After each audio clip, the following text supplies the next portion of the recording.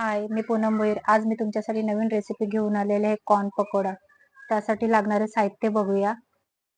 Corn, हळद, लाल तिखट, मीठ, बारीक चिरलेला कांदा, बेसन, बारीक चिरलेली कोथिंबीर, आलं, मिरची, कढीपत्ता, आमचूर पावडर, काली मिरी पावडर, धने पावडर, जिरं पावडर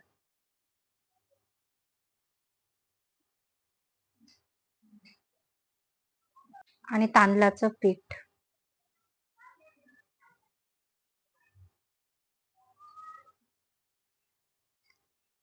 चला आपण कॉर्न पकोडा बनवायला सुरुवात करूया. त्यासाठी पहिला आपण कॉर्न काढून घ्यायचे.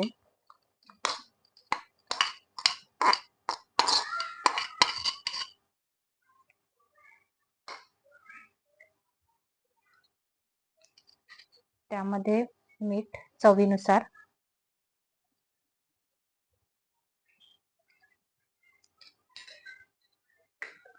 आणि कॉर्नला हाताने स्मच करून घ्यायचं. म्हणजे कॉर्न मधून आता आपल्याला पाणी काढून घ्यायचं आहे, पूर्ण त्याला मॉइश्चरायझर करायचं आहे.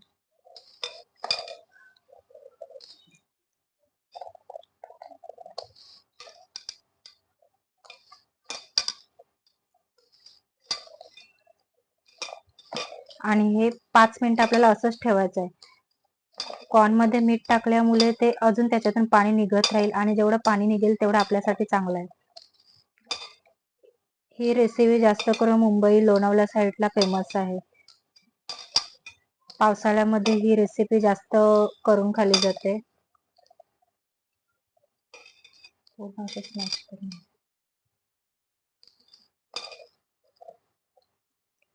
आता हे आपल्याला 10 मिनिटं असेच ठेवायचे आहेत. हे बघा, ह्याच्यातून आता अजून पाणी सुटलंय.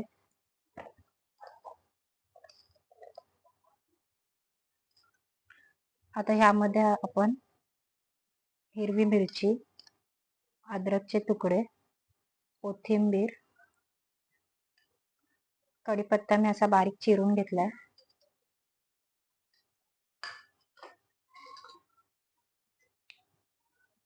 जिरा पावडर, धना पावडर, काळी मिरी पावडर, आमचूर पावडर, बारीक चिरलेला कांदा,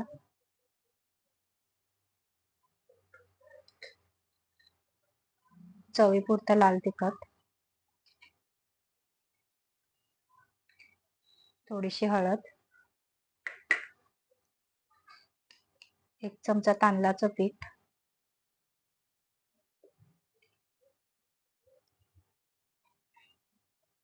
आणि बेसन. ह्याच्यामध्ये आपल्याला पाणी नाही टाकायचं. त्यासाठीच मी पहिली ट्रिक तुम्हाला दाखवलेली, की आपल्याला मीठ लावून त्याच्यातून पाणी काढून घ्यायचे. त्या पाण्याच्या ह्याच्यावरच आपल्याला कॉर्न पूर्ण हे करायचे, मर्ज करायचे.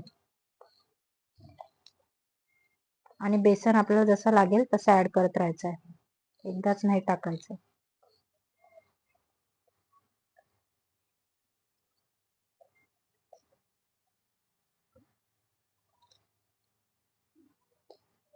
बघा, त्या कॉर्नच्या पाण्यावरच आपण पूर्ण मिक्स करून घेतोय.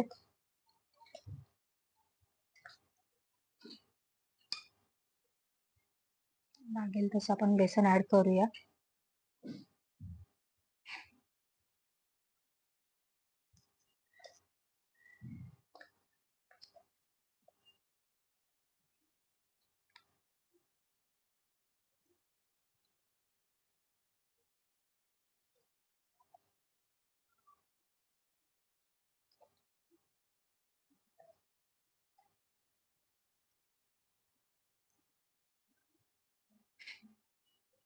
ह्याच्यामध्ये टोटल माझे 7 ते 8 चम्मच बेसन झालेले आहेत.